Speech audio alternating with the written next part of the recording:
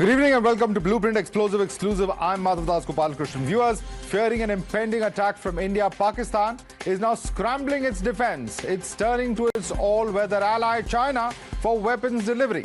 The Times now has accessed an intel note which details the growing strategic nexus between Pakistan and China. And in fact, Pakistan is putting its faith in Chinese tanks, hoping that it will defeat India with the help of China in a field conflict. However, China is not only transporting its VT-4 tanks to Pakistan, but is also assisting in producing the Al-Khalid in Pakistan. Let's tell you more about what these tanks really are all about. The VT-4 tanks are the primary battle tank bought from China. A fresh shipment of that is expected to arrive soon as far as Pakistan is concerned. We're also told that it's a cargo ship departing China next week will be carrying several of these tanks. Over 40 VT-4 tanks are being transported to Pakistan. It's modeled after the Type 92 tank from China. That's as far as these tanks are concerned. There's also the Al-Khalid 1 tanks. Pakistan began making these with the Chinese assistance. Over 110 such tanks, I'm told, have actually been produced in the first phase. Of course, there were a lot of technical troubles there in the production of these tanks as well. And the contract for 220 tanks was signed by China. This was modeled after, of course, another tank as far as China is concerned. Now, viewers, we are told that all of this comes as far as Pakistan expanding its weapons imports from China is concerned. Let's take a quick look at how Chinese weapons export to Pakistan has grown over the years. From 2014 to 2019, it was 71%. From 2020 to 2025, it has increased sharply to 81%, which means that it's a country that's heavily dependent upon China as far as its own defense is concerned. Let's take this across to Rishabh, who's joining us live at the moment. Rishabh, a very important bit of information. While certainly these tanks would have taken time to produce, the very fact that they're expected in Pakistan next week, and without China, virtually Pakistan has no defense. That's quite clear, given the fact that it's so dependent on all its military hardware on China. Well, definitely, Madhav, if we talk about Pakistani defense, be it their artillery, be it their armored, even the small, small hand arms that Pakistan is using and using it on LOC for, continuous ceasefire violation in last 1 week, it is heavily dependent on China. While China is trying to de-escalate situation and, be friends with India, Beijing and Delhi is trying to normalize relationship, hand in glove with Pakistan. China is also having its motive, and that's the reason that we are seeing that this is in a hasty delivery. About 40 VT-4 tanks are now being delivered by Beijing. As per our sources, what we are given to understand that a cargo ship is already decked up. It is all loaded and would be leaving China sometime this week or early next week, and will be in Pakistan by mid of this month, is what we are given to understand. Pakistan fearing an imminent attack from India, whether it will be precision strike, whether it will be surgical airstrike or targeted strikes on Pakistan military, whatever India's retaliation to Pahalgam attack would be, Pakistan wants its military to be on standby. And that's the reason that we see more and more tanks. A country which is completely functional on the loans from IMF, World Bank and other countries, is see how well they're investing in the defense infrastructure without looking at their own public. All right. Thanks so much, Rishabh, for that quick update there. Important bit of information coming in as far as Pakistan and China's links are concerned. Let's open this up and take it across to our guest now joining us. With us is Major General Dr. P.K. Chakrabarti. He's a defense expert. With us also is Lieutenant General Shankar Prasad, who's also a defense expert. With us also at the moment is Aina Tanjan, who's a senior fellow at the Tahe Institute and a chairman of Asia Narratives. Let me start with you first, General Chakrabarti. The question of Pakistan and China's defense ties is not something that's exactly a state secret. It's very well known. Nor is it a fact that, these tanks could have been miraculously produced overnight. But the very fact that in the midst of this kind of heightened tensions between India and Pakistan, there are 40 more tanks that are to be delivered to Pakistan. All of this kind of goes to show that when it comes to China, that's perhaps the only country in the world, apart from, say, Turkey and one or two others, who are actually backing Pakistan. The rest of the world very strongly with India when it comes to whether it is not just expressing their condolences and support when it comes to Pahalgam, but even in terms of the support or supply of any kind of military hardware. Well, Madhav, thank you very much for getting me on the show. I would fully agree with the views expressed by both of you that Pakistan is highly dependent on China, maybe a little bit, as you have said, on Turkey, and maybe a few other countries for equipment related to offensive by either countries. Well, I would not like to say anything except about the weapon system, about the tanks you described. Now, Pakistani equipment which has come from China, there have been a lot of inconsistencies. Even the Al-Khalid which has been produced, there have been a lot of problems. And when you get on to field trials, we have always found that there have been difficulties. I would go back to the 65 war and 71 war, where Pakistan had received a lot of equipment from abroad. And our equipment was still what we call as some equipment which we got in the 71 war from erstwhile Soviet Union. And before that, it was purely the Centurions which we were continuing, or the AMX tanks. And we outwitted them because of our superior training, superior skills, and superior capabilities of the man behind the machine. Right. I would like to point out that as far as, firepower is concerned, whether it's artillery or armored, it's very, very important to carry out field firings and also field trials in an intensive way. I don't think any country in the world does it so well as we do. Right. Because you can write down the capabilities of the tanks and, say that this is happening and that is happening. But when it comes to trials and when it comes to trials in the Indian subcontinent, believe me or not, India really does it very, very seriously. Right. People detailed on our trials go in such details, and thereafter we do our field firings which are held annually. We have our other firings which are held at least once a quarter, once in 6 months. Pakistan, on the other hand, has always been found wanting in these issues. Okay, so let me take that question across to our guest from Pakistan who's also joining us. Sumaira Khan is a defense and foreign affairs analyst.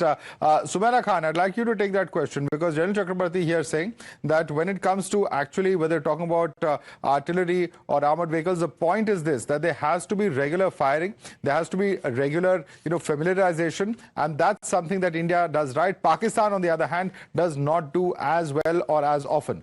Do you agree with that, Sumaira? Thank you very much, Madhav. And I, with a lot of respect towards the gentleman who was speaking prior to me, but I would beg to disagree because I myself am a defense analyst in Pakistan, and I do cover all the activities that are being conducted and carried out in the fields out there. You, like India, I won't say that India does this and Pakistan does this, but as a Pakistani and moreover as a defense analyst, I would like to add this to the knowledge of Sir, who was speaking to the viewers earlier in response to your question. You posed it very well. For a country like Pakistan, I don't think so, Sir, should assume that Pakistan is not doing it very well. Pakistan is the country who is conducting and carrying out joint exercises, multilateral exercises, solo exercises like the one which is right now being carried out in Tilla firing range, Tilla Jogia. It's the exact place where this exercise named Hammer Strike, it's being carried out by the Pakistani forces. Apart from these solo exercises, I would not go into the details. Sumaira Khan, but the point being made by the general is that, we've seen past experiences where the human skill has far surpassed any kind of technical superiority. So it's not just technical superiority or numbers, but also the kind of training that will actually make a difference. But in this particular case, there's a larger question on the reliability of the equipment that you're using. And let me bring in Ina Tangent on that. Ina Tangent, several of these tanks are not well equipped. That's the point of view that has been expressed by the General. And, at the end of the day, if these tanks, several of them that were sent for production to the factories, etc., the turrets were of a wrong size. There's all sorts of information. The hulls, I beg your pardon, were of a wrong size. And there's all sorts of technical snags that these tanks have had. How reliable is this Chinese equipment is itself a very big question in our tangent. Well, I'm not a defense expert, and I don't pretend to know about Chinese tanks, but I do know that they won't fare very well if there's a nuclear war. And this is the issue. This chest thumping about whose equipment and training is better is nonsense. No one wins if there's a war. And until people realize that you have two nuclear-armed countries and that there is no end game, I think it behooves both sides to start listening to the international community, which has to, a member said quite clearly. We've seen conflict in Russia. We've seen conflict in the Middle East. Nowhere were nuclear weapons used. I think this is a nuclear bluff of Pakistan's that you're reflecting. Because end of the day, nuclear weapons being used and keeping conflict within that threshold is also a very well-established practice, and people, those who are familiar with war, will be able to explain that to you. Okay, well, thank you for your opinion. But the fact is that you have an asymmetrical situation. India's army is far better equipped and larger than Pakistan's. If it overwhelms Pakistan's army, there is the possibility that they would resort to nuclear weapons. Now, if you're telling me that that isn't possible and that you have a crystal ball and that you know everything, that's fine. But I don't think the rest of the world that will be affected by this is quite as impressed with this idea that there can be a limited war and that will all be to India's advantage. Lieutenant General Shankar Prasad, we'd like to respond to that, because what Ena Tangent is reflecting is pretty much reflective of what the mood within Pakistan is, to somehow try and convince the world community that any aggression by India would not go unanswered. There could be a nuclear war, there could be an all-out conventional war, and all these sorts of fears, because India is not going to take this aggression and bloodlust of Pakistan lying low. No, this is not the point. The point is that every time you speak anything about a conflict with Pakistan, the immediate answer is, oh, they have a nuclear weapon and we'll go nuclear. Well, use of nuclear power is a weapon of deterrence. It's not a weapon that has been used after the Japan incident. So let's leave the nuclear aside. We have to also examine what is the objective of Indian Army today. What is the objective of India today? And the Indian objective is very clearly defined in two sentences by our Prime Minister, which is to eliminate terrorism, which to eliminate the people who back terrorism, and from where it starts. So it starts from the Chief of the Army Staff, who is personally responsible for all of this, the ISI, which chief he has earlier been, and the militant groups. So those are the primary targets for us. Now, if we want to go into a tank-to-tank versus tank battle, then please understand that our tank force is in numbers much larger, and more importantly, which you've just spoken, the General also spoke about it, it's the man behind the gun that matters more than the equipment itself. And secondly, you must have the capability to exploit the capability that weapon has. If you suddenly get an equipment overnight and you think tomorrow morning, like a car, you can drive it off into a battlefield and optimally use it, it's not going to happen like that. Today's equipments are very sophisticated. I do not know what all items there are in this tank, what kind of gun control it has got, what kind of stabilizer it's got, what kind of target acquisition it's got, and varieties of other things. So the point is this, that each one of those have to be exploited. Exploited means that have to be understood. Even with your eyes closed, you should be able to use that equipment. Therefore, to get an equipment in 1 week or 10 days or 15 days, you think you can exploit that equipment, I'm sorry, nobody can do it. No army in the world can do it. So any equipment that is coming to the country now, anywhere in the world, it's not going to be much use till you've used that equipment in battle conditions. Indian armed forces have been the most exposed armed forces in the world today. We have used the conventional weapons, we have used the tank forces, the artillery, and all of the rest of it. Please remember that today technology is very important. Right. And technology means understanding, and understanding means training on that. So please understand, to exploit for example, the artificial intelligence. There is something called artificial intelligence today, which is heavily being used in the defense matters. So all these things cannot happen overnight, Madhav. I have all sympathies in a way to say that it can happen.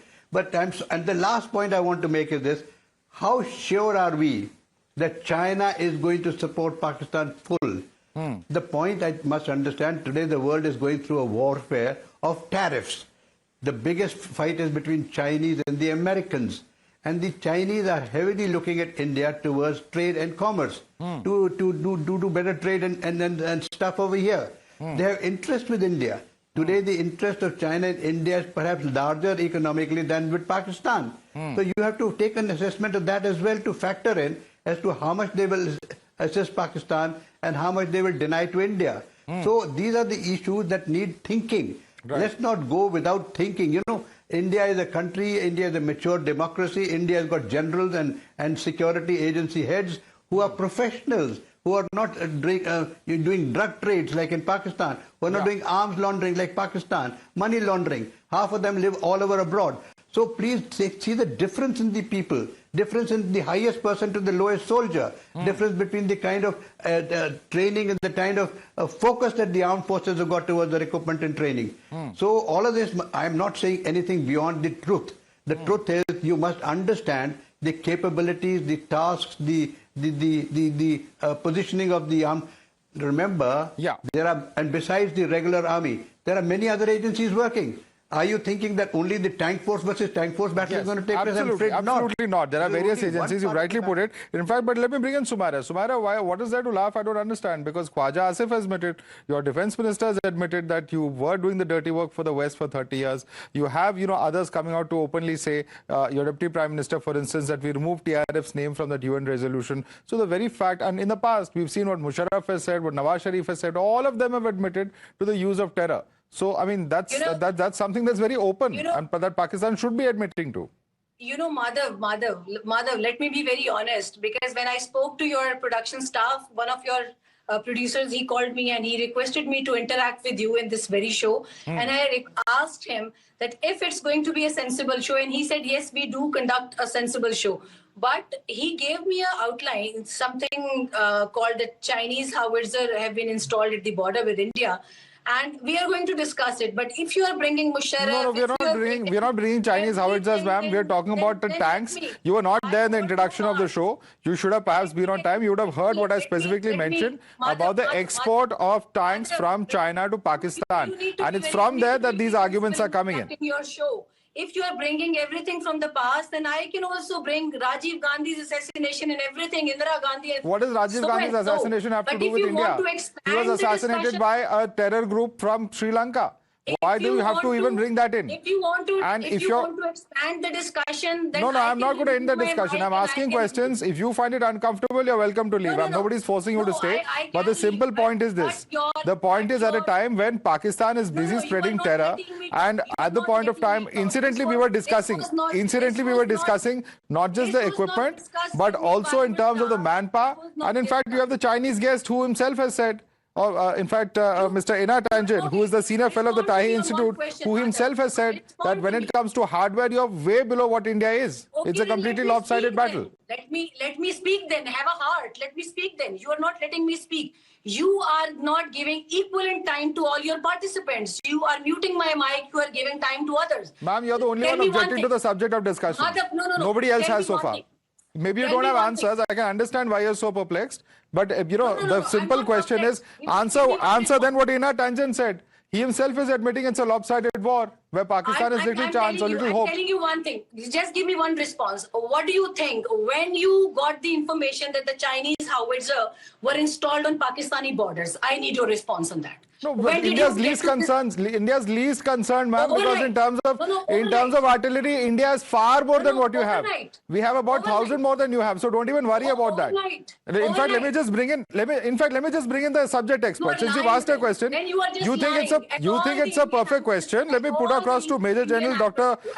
P.K. Chakravarti. Mr. General Chakravarti, respond to her. You have asked a question. Let's listen to the response from General Chakravarti. General Chakravarti, your response.